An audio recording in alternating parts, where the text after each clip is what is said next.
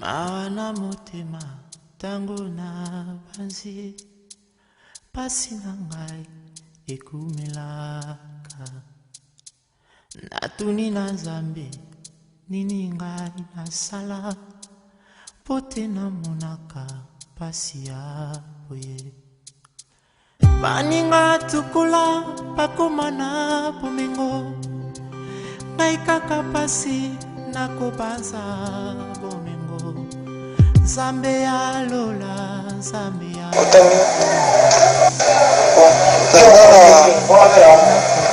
Nazana mingi koloba te, nazana mawa kaka na biso stone yaza ndeko tovandi na quartier azalaki ndeko mo bien alobaka te tovandi na sans problème pendant temps molai mais sans problème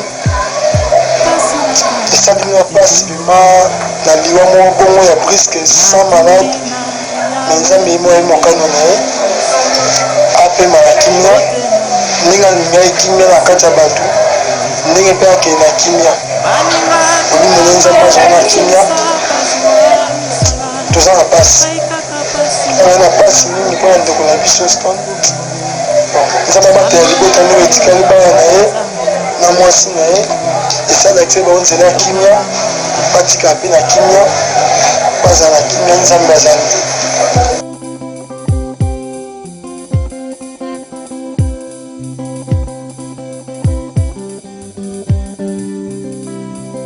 baninga tukula babala babota bakomana bisengo kai kaka semitelengano nakomi kobanga mokili Nzambe ya lola Nzambe ya bolingo yukanga mawa nakubanza yoyo Nzambe nanga yukilanga mawa yoka yoka yoka Nzambe nanga yukilanga nako talela nani soki yote Nzambe nanga yukilanga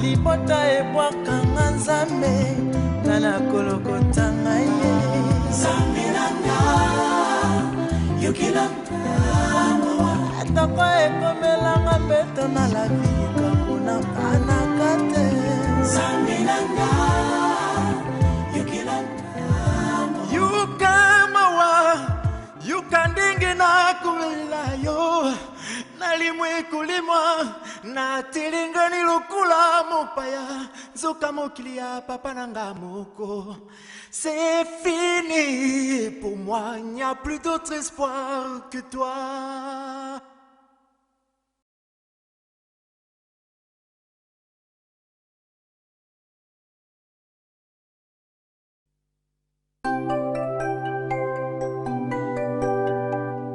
oh kobotama ezalaka esengo kasi mokolo totikaka mokili mpona kozonga na maboko na tata ezalaka mituna mpe tozwaka biyano te liwa ekipaka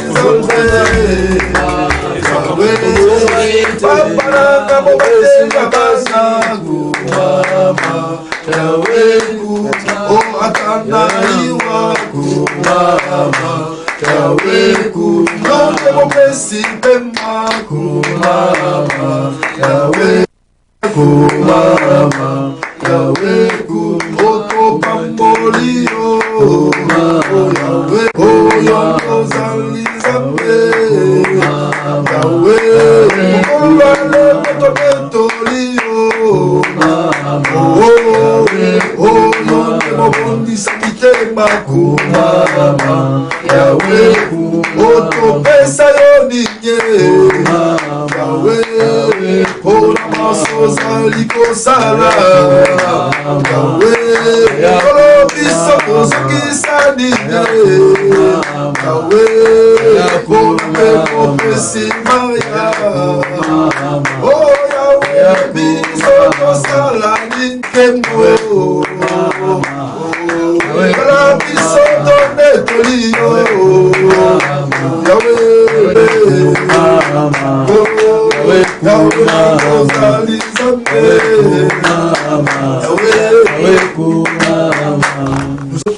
Le maître des temps et des circonstances, il mérite la gloire, il mérite l'honneur. Prions au nom de Jésus-Christ. Merci Seigneur. Seigneur, nous venons élever ton Seigneur. Seigneur, merci. Toi qui es le maître du temps et des circonstances. Toi qui es béni, Seigneur Jésus, parce que tu es le maître de souffle de vie, la gloire, la majesté, la puissance. Parce que c'est toi qui organise la gloire de Dieu, c'est toi, Seigneur. Seigneur, reçois la gloire. En ta raison de notre existence, Seigneur. Parce que si nous vivons, c'est par toi, c'est à cause de toi. Et c'est vie que tu assures. Reçois la gloire, reçois la majesté, reçois la puissance, Seigneur, en ce moment. Nous te bénissons. À toi la gloire. Merci Jésus. Merci Jésus. Yozanzambe, Yahweh likolo lobi, Yozanzambe, Yozanzambe, Papa, Mabele lobi, Yozanzambe, Mabele lobi, Yozanzambe. Oh, tu es digne. Les cieux disent que tu es digne, Yahweh. La terre dit que tu es digne. Il est digne. Les cieux disent que tu es digne. Tu es digne. La terre dit que tu es. Les cieux disent que tu es digne. Oh, tu es digne. La terre dit que tu es digne. Oh, tu es digne de recevoir les acclamations. La terre dit que tu es digne. Oh, Nimokoro ya lelo yo. Oh, Sokina mo Nimokoro ya lelo yo. Oh, Sokina zali na pema mo lelo yo.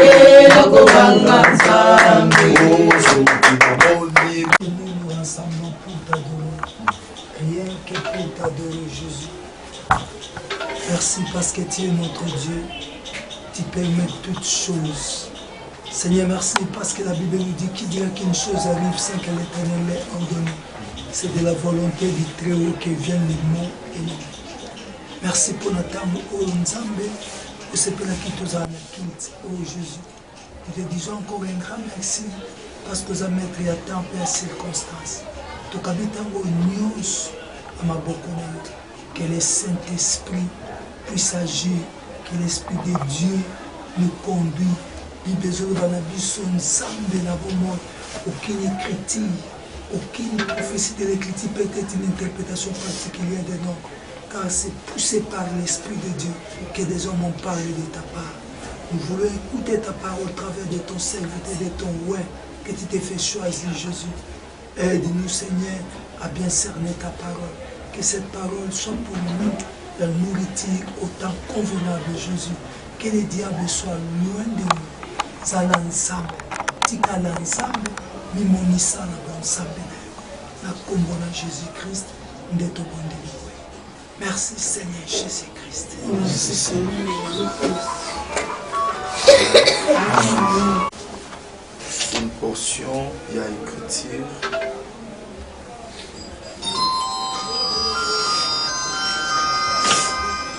C'est un culte que nous sommes. Verset 13 jusqu'au verset 14 du Bezolo Baboué.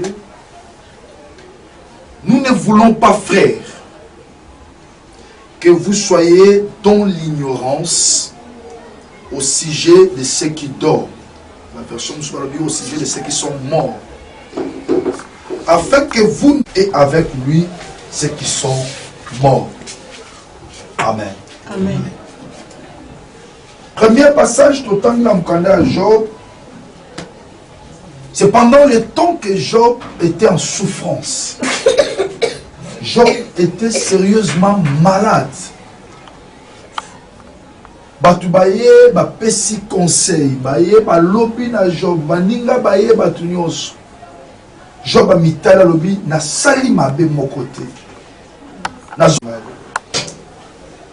Job koutazo loba, oh Dieu, sonde-moi. Talanga isoki na salaki ata mabe. Mais à un moment, il va dire, Seigneur, na yebi. Ozali ko memangai a viva nyonso. C'est pour dire que biso toza na bon moi, ezali na rendez-vous moko. Ne toza awa tokokufa. Mais ekoza na circonstance nini moko yebi yango azali te.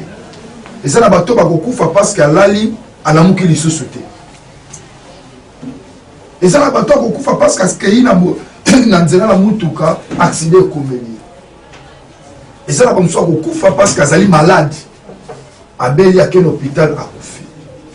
Personne ne sait la circonstance ni de Bokomela. Nous avons vu des gens au Tambo à Nanzela, à la Moukibia, les bangues ou qui pas les yeux à Koya couffé.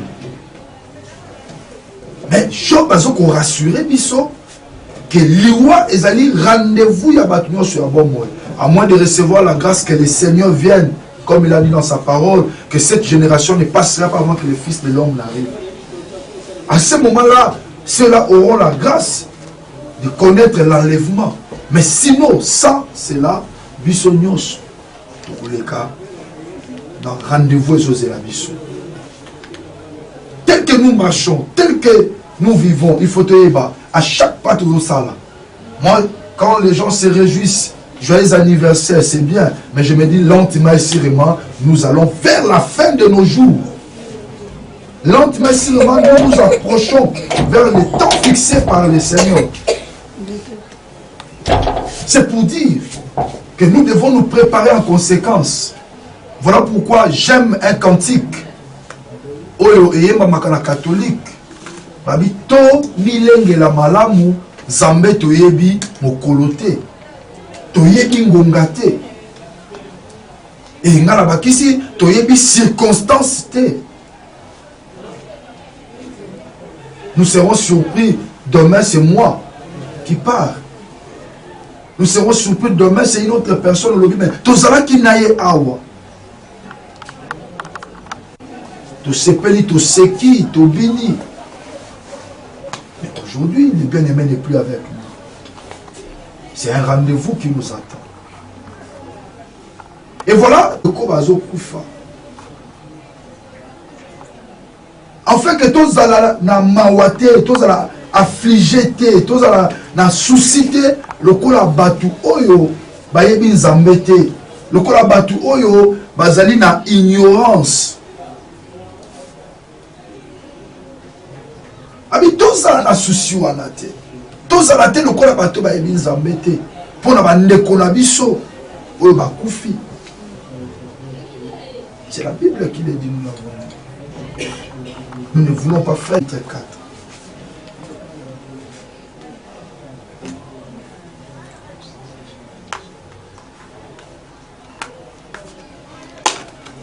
Nous ne voulons pas, frères, que vous soyez dans l'ignorance au sujet de ceux qui dorment, les autres qui n'ont point d'espérance. N'ayez pas un cœur affligé. Le bateau bazangi et likia. Et abaki salobi. Ce qui ont dit réellement que Jésus Christ a koufaki. Pe ase quoi qui croyez aussi que bandeko va koufi. Voilà, il précise là. Dans le verset 1, car si nous croyons que Jésus-Christ est mort, alors nous, pour ceux qui dorment, dans le verset 13, mais la 14, il faut préciser le Bible, si nous croyons que Jésus-Christ est mort et qu'il est ressuscité, croyons aussi que Dieu ramènera par Jésus avec lui ceux qui sont morts. C'est pour comprendre que après la mort, le Seigneur va ramener tout le monde à la vie. Et je vais vous dire, Naba Oba Saki Mabe, Naba Oba Tamboulaki na via Malamuti, Naba Oba Tamboli na via Malam, tout le monde va se réveiller, tout le monde va ressusciter. Parce qu'il y a un jugement qui arrive après. Je vais vous dire, tous ceux qui sont partis, nous les verrons un jour. Nous serons là tous ensemble. Et après, chacun aura un sort lui réservé par rapport à sa marche sur terre. Voilà pourquoi, si nous sommes dans le Seigneur, nous avons l'espérance que nous allons nous retrouver encore auprès du Père. C'est ainsi, il est grand temps maintenant. Rendez-vous qui t'attend, qui s'appelle aussi la mort. Lazare était ressuscité 4 jours après. Mais aujourd'hui, Lazare n'est plus vivant. C'est pour te dire que la mort, c'est le rendez-vous de nous tous. Arrête de te plaire. Arrête des soucis. Arrête des remords. Sois comme David. Après l'enterrement de son fils, David a eu Makas, à Sokoli, a eu Bilokalié. Et j'étais en train de méditer. Isaac, après la mort de son père, Abraham, Isaac s'éleva. Et la Bible dit, Dieu bénit Isaac après la mort de son père. Dieu bénit. Notre prière aujourd'hui, que Dieu vous bénisse. Que Dieu bénisse ses enfants. Que Dieu vous sécurise, qu'il vous protège. Que le Seigneur vous bénisse. Donnez-moi une chaise et des tabourets ici.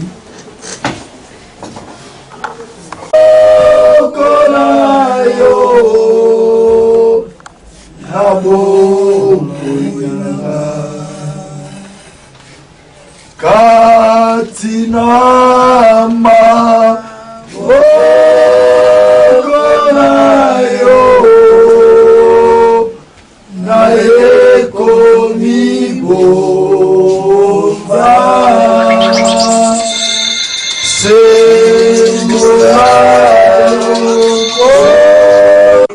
mikakatano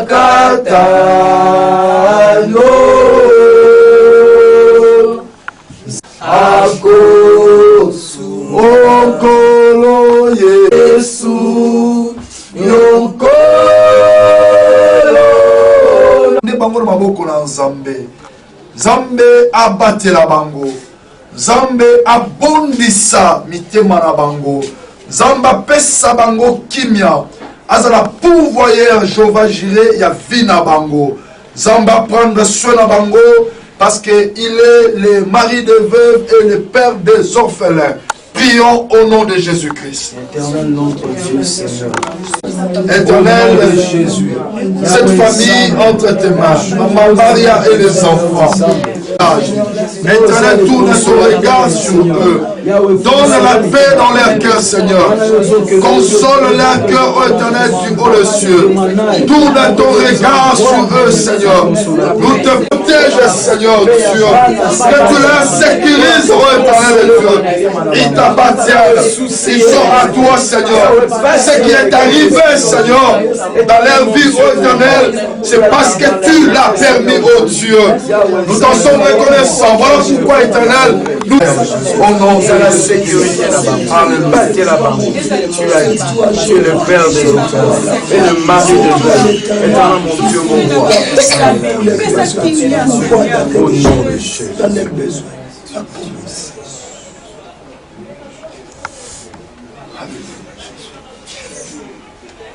Nous allons chanter pendant prier. Les deux Jésus va entonner la chanson pour recommander ces instants entre les mains du Seigneur. Pendant ce temps, pasteur, nous allons prier pour nos bien-aimés, pour que Dieu le garde et sécurise. Nyonso ponayo,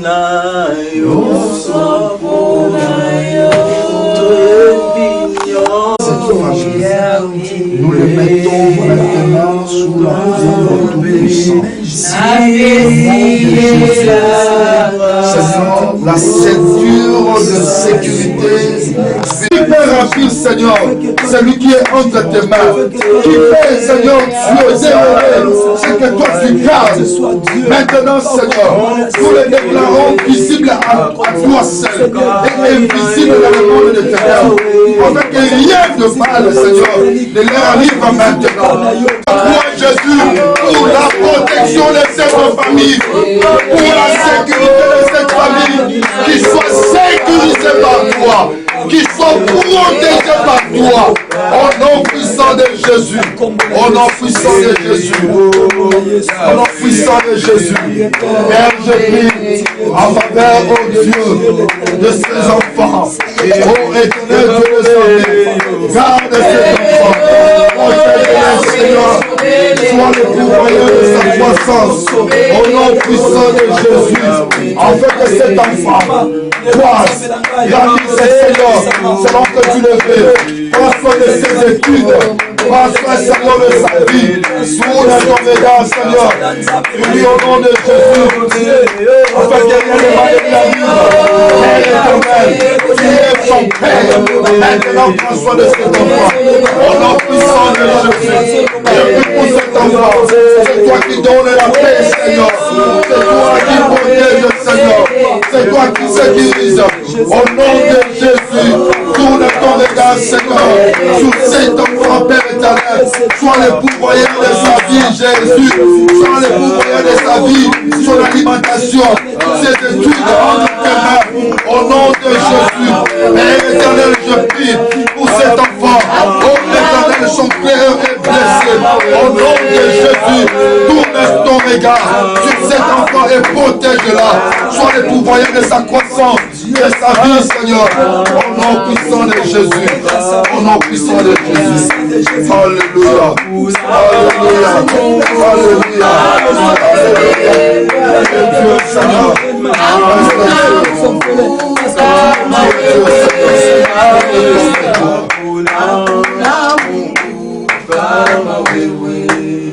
Seigneur, cet enfant en côté, protège-le, garde-le.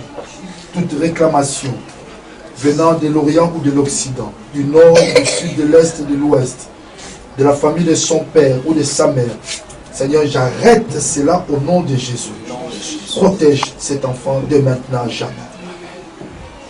Seigneur, je mets cet enfant sous la protection du Tout-Puissant, sous l'ombre de Yahweh Shammah, afin que toute réclamation venant du Nord, du Sud, de l'Est et de l'Ouest, de l'Orient ou de l'Occident, de la famille de son père ou de sa mère, j'arrête et je brise cela au nom puissant de Jésus. Que la vie soit dans ses corps, au nom puissant de Jésus. Éternel Dieu des armées, maintenant au nom de Jésus, je mets cet enfant sous l'abri du Tout-Puissant, sous la protection de l'ombre de Yahweh, afin que rien de mal ne l'arrive, ni à elle, ni à son enfant. Éternel, au nom de Jésus, que toute réclamation de famille qui pourra venir, des familles du Père et de la Mère, je brise cela au nom de Jésus. De même, je te prie, Seigneur, que des réclamations du Nord, du Sud, de l'Est, de l'Ouest, de l'Occident ou de l'Orient n'aient aucun effet dans sa vie. Parce que tu déclares dans ta parole, toute arme qui sera forgée contre vous sera nulle et sans effet. Et toute langue qui s'élèvera en justice contre vous, vous la condamnerez.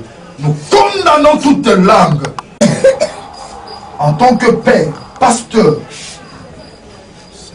de ta fille Vala Maïmona Maria Jackie, je viens maintenant la séparer de l'homme avec qui elle a vécu pendant des années. Je la sépare maintenant de toute relation d'amour qu'elle avait eu avec celui avec qui ils étaient ensemble. Car ta parole déclare, il n'y a plus de relation. Il n'y a plus de relation. Il n'y a plus de relation entre les morts et les vivants. Maintenant, je la déclare libre. Qu'elle soit libre. Que toute réclamation, toute poursuite, visible ou invisible, à son endroit soit nulle et sans effet. Je m'appuie à ta parole et je déclare, puisqu'il n'y a plus de relation entre les morts et les vivants, personne n'a le pouvoir de venir, ni dans son sommeil, ni dans ses rêves, ni dans ses visions, ni dans sa marche pendant les jours, prenant la forme, prenant l'image, prenant le corps de Jean-Paul avec qui ils étaient ensemble. Maintenant, qu'elle soit sous ta protection, sous ta couverture, que le sang de Jésus-Christ, je ne parle pas du sang de bouc, je ne parle pas du sang d'un oiseau, je ne parle pas du sang du siècle, que ce sang couvre maintenant ta fille. Toute parole qui sera prononcée contre elle, je la déclare en tant que son père nul et sans effet. Amen.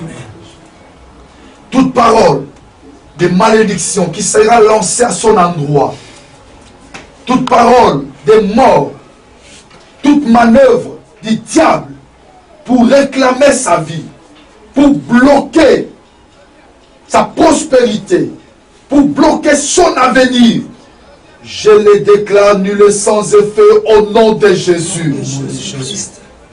Maintenant, que son cœur ne soit plus affligé, conformément à ta parole que nous avons lue ce matin.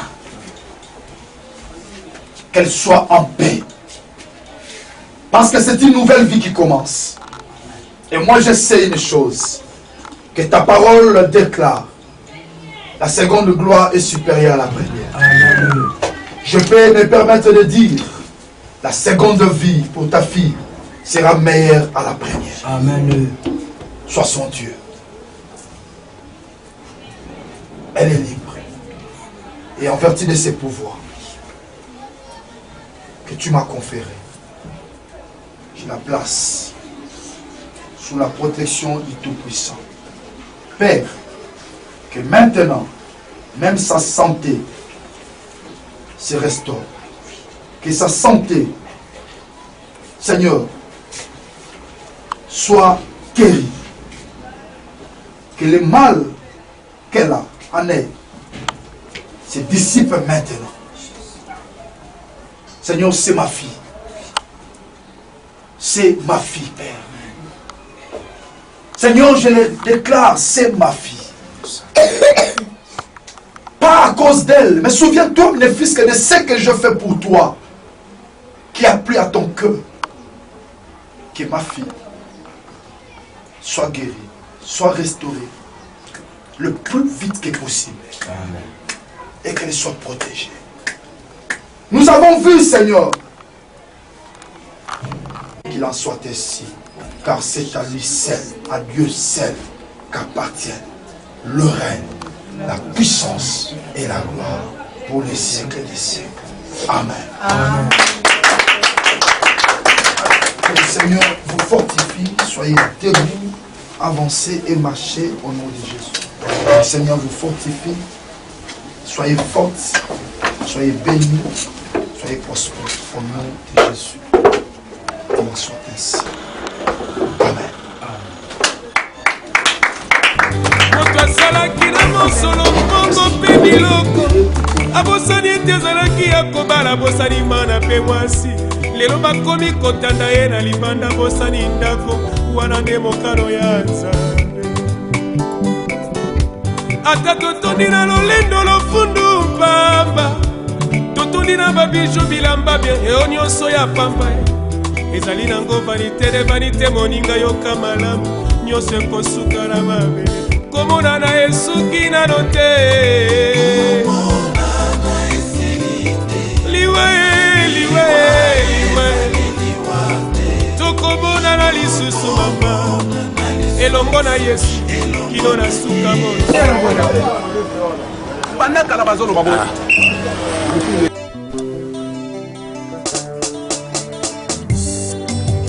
nakosala nini mpo na nzoto nanga nasili kosala mpe nalembi nzoto yosengaki ngai masanga nzoto napesaki yo yolingaki bilamba ya motuya o nzoto nasombelaki yo yolingaki basapatu ya fiere nzoto nalatisaki yo lelo yokei na lilita nzoto natiki yo nzoto nzoto nanga nzoto oyokisi ngai soni nzoto nanga nzoto oyokisi ngai soni nzoto napesi yo biloko mingi nzoto yokei na lilita yopesi nga tamolisike na maso nasaleli yo yopesi nga tamolisike na maso nasaleli yo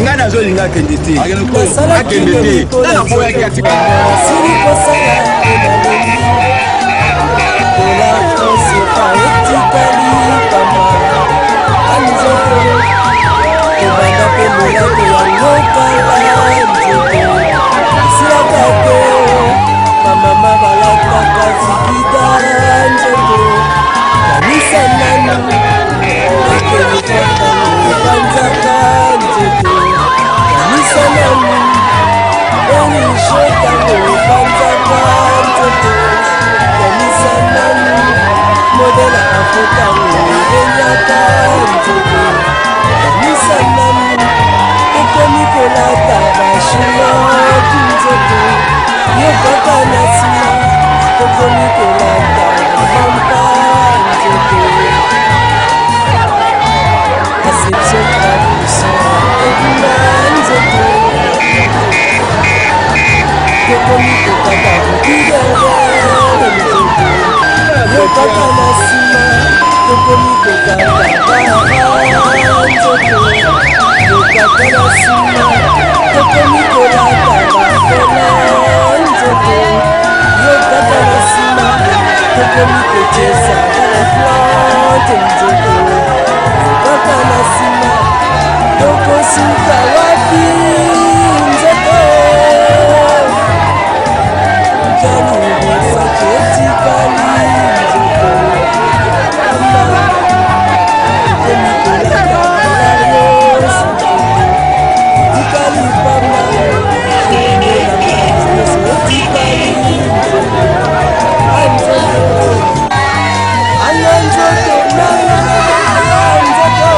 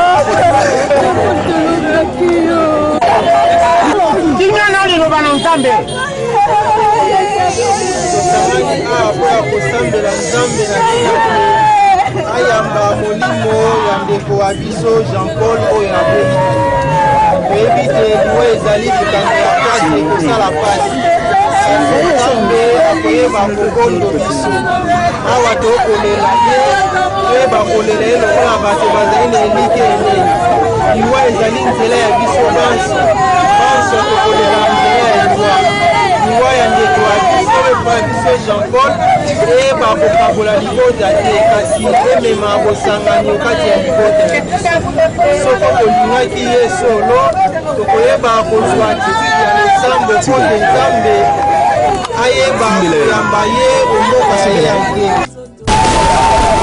tosambela mokonzi nzambe tata ya bokasi bonso oyo asekwisi Kristu mwana wa ye obawa santu mpo ya ndeko ya biso Jean Paul azalaki kokula kominio mbala na masuka mpo ya bandeko babiso mpe bayebani bayeli yo mpo ya mosaleli wa yo Jean Paul olongola masumu maye manso azwa libiki tokobondela bongo mpo ya Kristu mokonzi wa biso obileko biso seko amen. Bandeko awa tokokoba mosala mwa kokunda ndeko wa biso Jean Paul lokola bakristu bameseni kosala sikawa akumba ye omapeke azongisa ye omaboko matata bongo ndeko wa biso Jean Paul ayoka esengo elongo na basantu komboka ya kumu wa bileko mbela po ya biso basumuki sikawa pe tango aliwa na biso amen tambela po ya biso basumuki sikawa pe tango aliwa na biso tambela zambe yo tangolu tokotika ndeko wa biso Jean Paul maboko mayo tozali na elike enene nde asekwe mokolo mwa suka elongo na bato banso bakelo mozambiki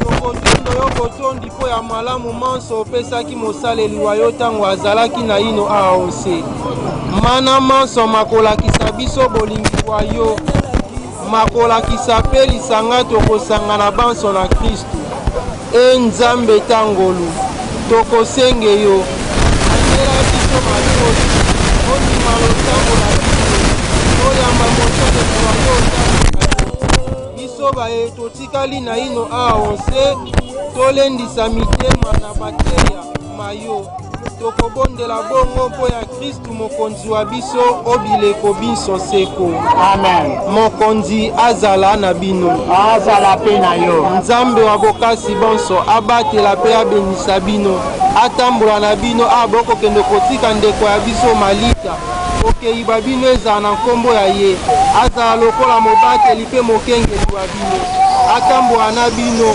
emata bino okeyiba bino mpe bozoki na bino ezala ta mosala maboko na ye ye mei ayeba kobenisa bino tata mwana na elimo santu amen. bobenisi bosili apema na boboto tokotondo nzambe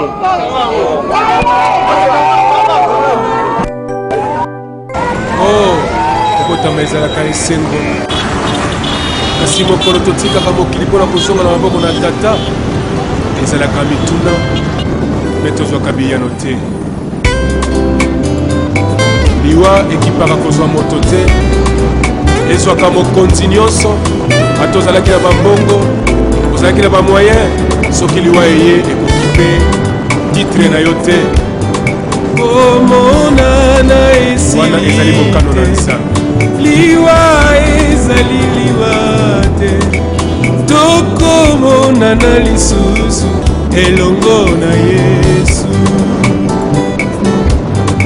komonana esili te liwa ezali liwa te tokomonana lisusu elongo na Yesu mama nanga Hélène Jikola Paka mama tokomonana lisusu liwa ezali nango liwa te na mokolo na suka tokomonana papa nanga Nathalie Sikibuli tokomonana lisusu papa mokanda na nzambe elonge te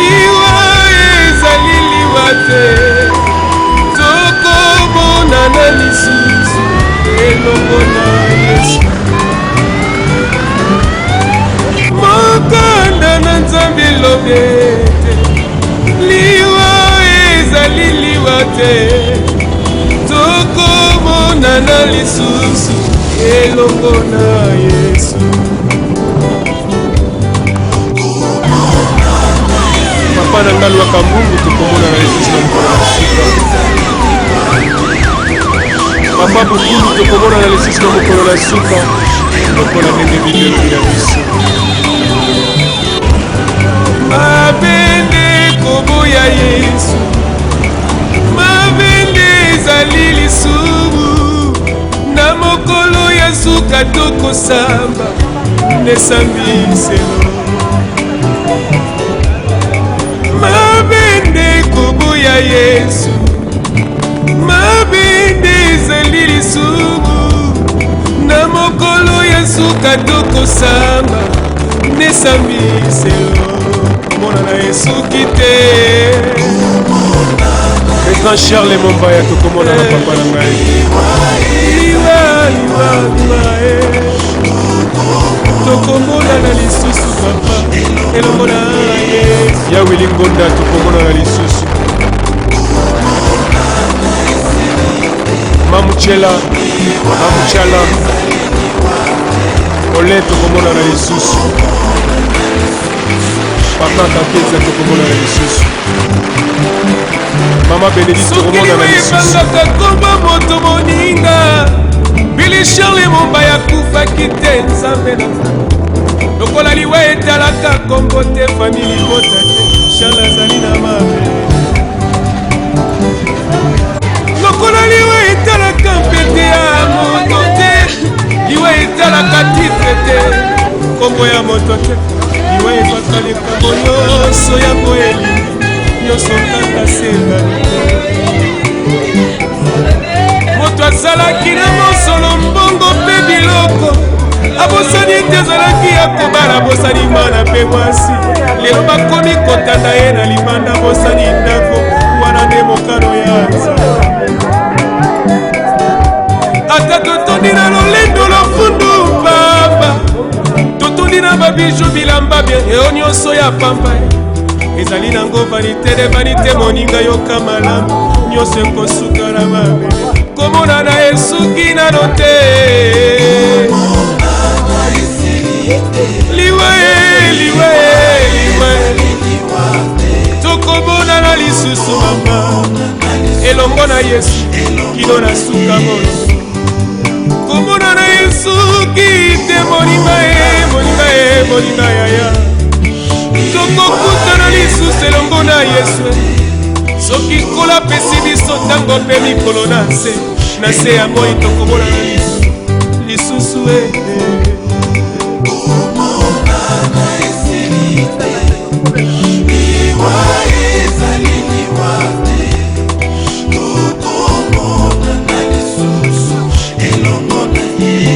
malonda tutulu pai tokomona na lisusu soki natali moninga tolinganaka malamu noko Joel tokomona na lisusu akomi kotika biso pasi na motema mama nanga kenda papa nanga kenda pasi fami ekomase na kolela lelaka nakolela epana nani akoki koyambelanga mbela oyo mopangosi mpinzoli ezali yo Nzambe na nguya obonga na loku papa salelanga ngolu namona loboko na yo ekitelanga na motema mpo na ngai Yesu nasuki na ngai wana Yesu yoka losambo nazali na ngai se moko ya yo ya motema papa kitisanga ngolu na yo mpote na bika mokano se ya yo komona na esuki nano te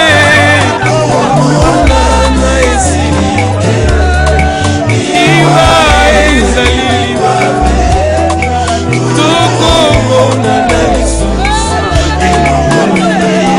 Simplice Panzo Mavinga tokomona na lisusu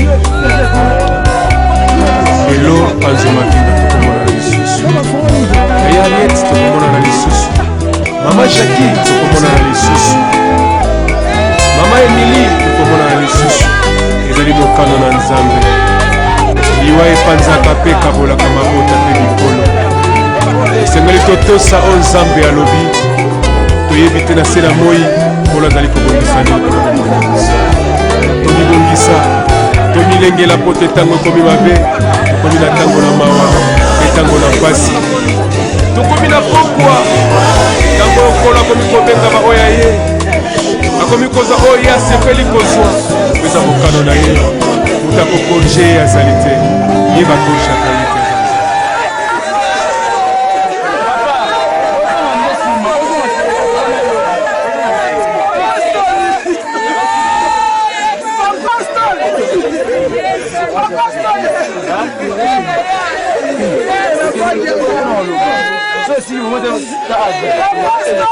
Kimia Yoka, ici d'accord.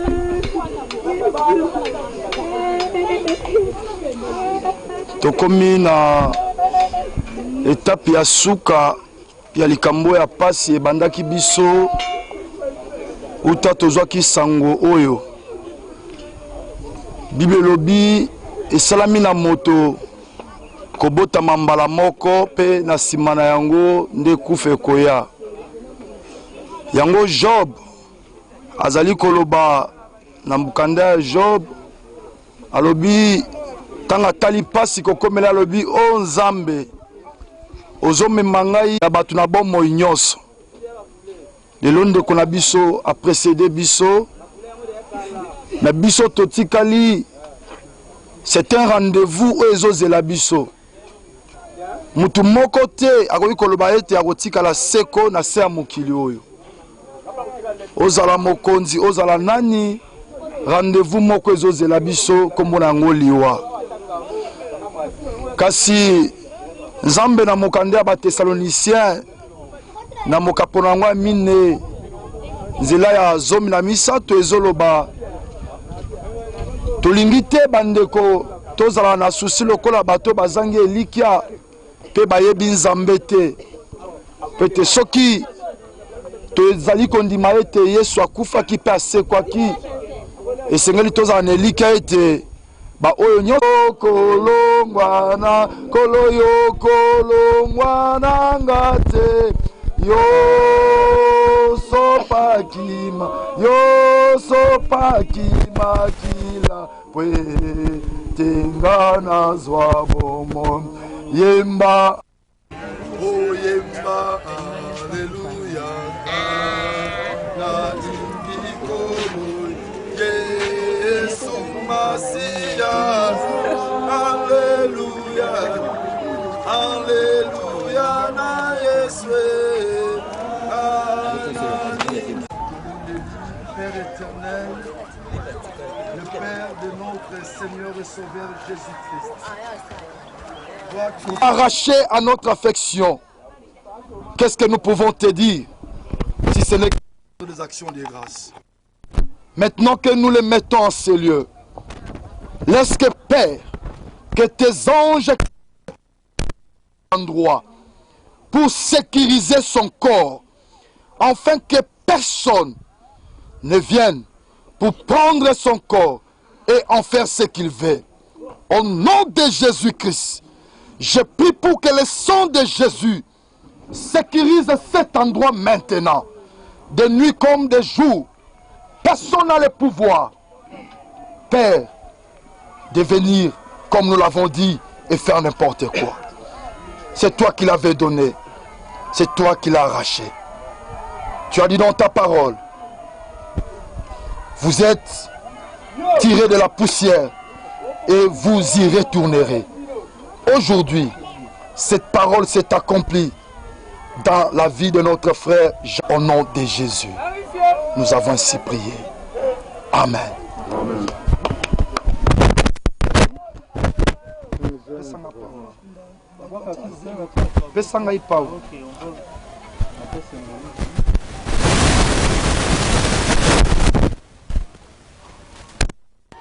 Père éternel, en vertu de l'autorité spirituelle m'a conféré en m'établissant comme ton serviteur pour paître les troupeaux. Et Jean-Paul fit une de brebis dans la bergerie que tu m'as conférée. Aujourd'hui, nous les plaçons dans sa dernière demeure, car il a été tiré de la poussière et il retourne. Au nom de Jésus. Amen. Jean-Paul. Jean-Paul. Nabengi 3 fois. Jean-Paul lobaki na ngai. Na kuboko la ba. Tina suka. Jean-Paul tiki bala na. Jean-Paul la mutu sala ngembi. Jean-Paul yoku landadi. Kana pepe de côté famille ya tata. Kana côté famille ya mama. Kana pepe mbeni Jean-Paul. Jean-Paul me vile bana na.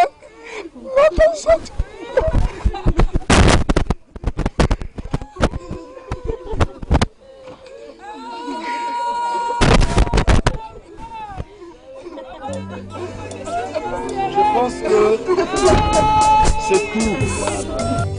nakosala nini mpo na nzoto nanga nasili kosala mpe nalembi nzoto yosengaki ngai masanga nzoto napesaki yo yolingaki bilamba ya motuya o nzoto nasombelaki yo yolingaki basapatu ya fiere nzoto nalatisaki yo lelo yokei na lilita nzoto natiki yo nzoto nzoto nanga nzoto oyokisi ngai soni nzoto nanga nzoto oyokisi ngai soni nzoto napesi yo biloko mingi nzoto yokei na lilita yopesi nga ata melesi te na maso nasaleli yo yopesi nga ata melesi te na maso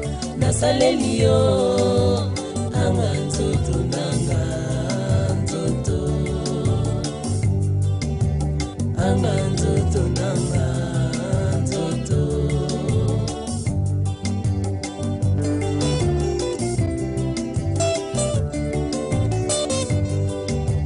nasalaki nini mpo na nzoto vraiment nasili kosala mpe nalembi dollar franc CFA etikali pamba anzoto tobanda mpe molato yango kala